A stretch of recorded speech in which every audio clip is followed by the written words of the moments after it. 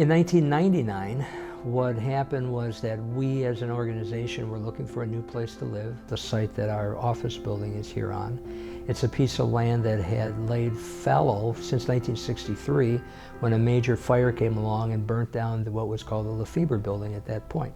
So we came back with this idea of really what's basically a large office building, 2 levels of underground parking, and has kind of an important component that goes on the corner, but it only has 8 living units in it. I studied the village a lot in order to get the detailing and the understanding of this project. Building that feels like it was just part of this village for the last 100 years. We had a hand-drawn sketch of what this building looked like, plus some floor plans, and we went and met with everybody in the mayor's office. Gene Guskowski explained the floor plans and how the building worked and how we're going to get a mix of office and maybe a restaurant, and then we're going to get some apartments. And then I got up to explain the elevations, and the paper was put on the table, and the whole group of businessmen just pointed to everything. They all talked to themselves. I'm standing up front to actually do my presentation, but they wouldn't stop talking. Then the mayor, as the village needed a clock tower, and you're providing a clock tower. That was the only presentation I ever did where I didn't present anything. The drawings themselves spoke for what was going to happen with this building. So this building ties in directly with the village. We've been here now for 17 years. It's been our home, and we've been another piece in what has been an incredible renaissance of this area.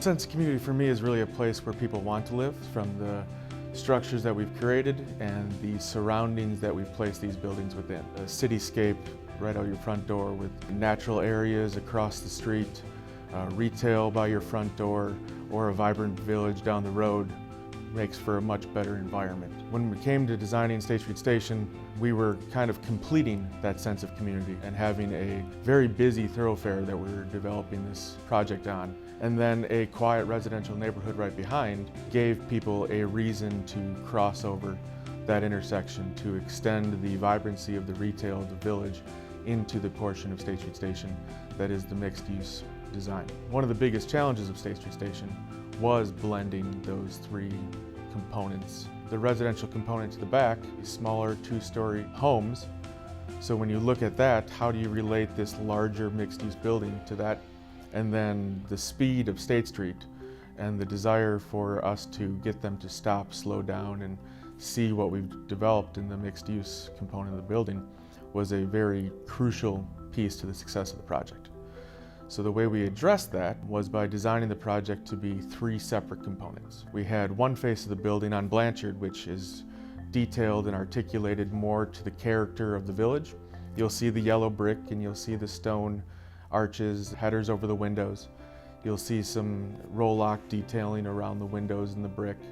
All of this was done with the intent of assimilating to the character of the village without copying it.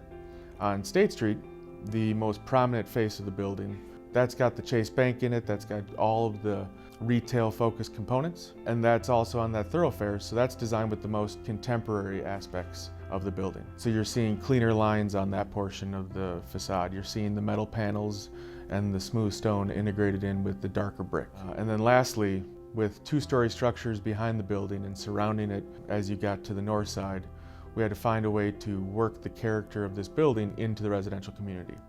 And that's where we decided to step the back portion of the building down, and we changed the architectural detailing again. We're using the traditional red brick detailing that is more synonymous with the residential character. So there's 3 outdoor components to the project. The first one is the raised patio that exists in the front off of State Street, and that is to be the most public aspect of the project. The second outdoor portion of the project is a pocket park that we created that faces the residential community.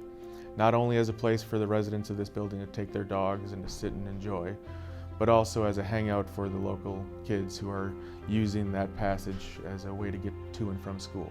And then thirdly, the courtyard of this building is the most private outdoor space for these residents within the private confines of the building structure.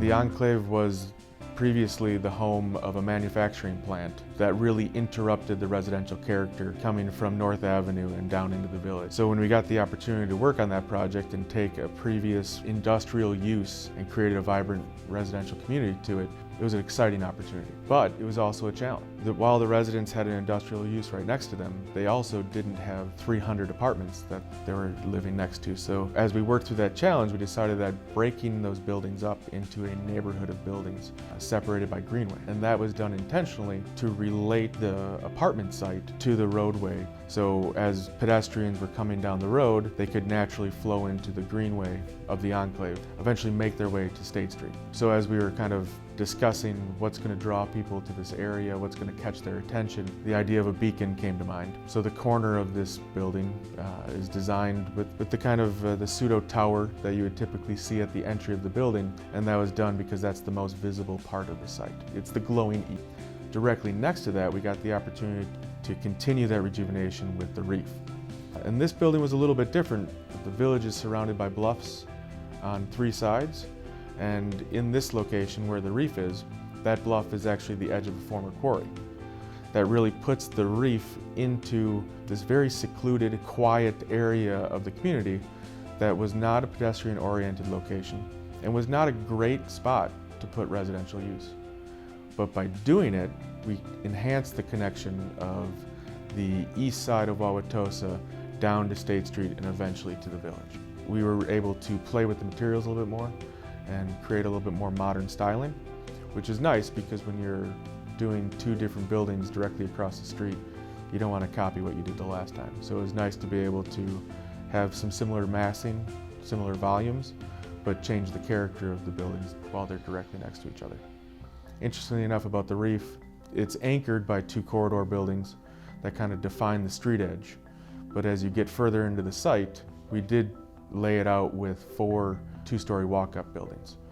So while the Enclave is 4-story structures throughout, the reef gives a variety of options to different renters, which I think helps its success.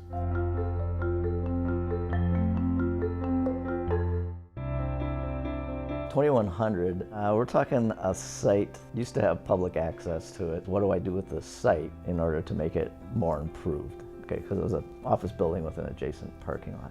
So we worked with creating an idea about building some apartments. We had to put it on a podium, and we had a lot of opposition from the neighborhood that was directly to the east because we were still going to need to use that alley to access the project. You know, one of these, you can't build it in my backyard, but my backyard backs up to commercial space. To dealing with it, and you got to just be patient with it. Eventually, we were able to get some of the neighborhood to come around because we're going to do a few things. One, we're going to widen the alley by a few feet. We're going to improve their backyard with some landscaping to soften up, you know, that edge. And it actually turned out and it looks really nice. And it works that the alley was improved and repaved. So that building kind of evolved site-wise and sense-wise that way. The architecture of the building is a collaboration between what the owner had thought that they wanted. We had a talk with them, and I showed them some very, very simple sketches with some shadows, saying I just wanted to do this with the facade to create ins and outs, kind of create this Mobius strip of material around the building, and then anchor those with some what I call pylons looking. It's sort of like the Egyptian pylons where you go into the city. But that would be the brick forms that they were actually looking for. And so once we got this drawn up and from a sketch form into a building form, they were really excited about it. Building shape and parking shape created a flat roof element on the building that was basically at the first floor. But then there was some opposition to, you know, do we put a green roof on this? Milwaukee Metropolitan Sewage District said, you know what, this is a great thing for stopping runoff to the river So eventually there was a grant was allowed that was able to help pay for the green roof element. In addition to the green roof, the 2100 used LEED 4.0 principles in the design of the building products and the building interiors, and it won LEED Gold from the United States Green Building Council and was presented with an award of excellence. One of the most exciting projects I got to work on was the Hoyt Park Beer Garden. For a number of years, Hoyt Park sat empty. When the Friends of Hoyt Park came to us with the idea of looking at activating the pool area and the former bathhouse, it was great to hear that they were interested in doing a beer garden. So the opportunity to take the bathhouse and create a nice beer garden, activate the outdoor portion of that bathhouse with the outdoor seating, the canopies, the cover, the fire pit, and the stage was a great way to take that sense of community that we've so strongly developed in the village and extend it along this parkway. As the success of that continued, we eventually went inside and created an indoor beer garden so it could be open year-round. And as you bike the trails of the parkway and you come up on the beer garden on a Friday or Saturday, there's not enough space for my family to sit. So that's always a good sign when all the tables are occupied and there's 300 people listening to good music and enjoying good beer. So that's an exciting piece to be a part of. And it really felt like it activated the parkway beyond just enjoying the river or using the pool. It made that space appropriate for all generations. About 10 years ago, we had the opportunity to take on an interesting challenge from the point of view that it was a site and has the opportunity to be an important node in the development of North Avenue as it's developed around generally the corner of 92nd and North Avenue. An empty floral shop had been sort of the landmark that was there for many years. And we had a development client who was interested. He saw a vision for what could be done. Some sort of mixed-use building could be there. And so what we were able to put together is a three-story building that has 2 floors of condominiums up above it, very on the street, very urban kind of area, and then the ground floor is a retail commercial area. And we have a Colectivo Coffee in there, which has been one of their very successful ones in the area. In fact, it was so successful that they expanded it, and it gives a great opportunity for all those people in the area who ironically did not want that building there, and they fought hard to not have that building there. But I often see those same people in there enjoying a cup of coffee and visiting with their friends. So that's our work here in Tosa.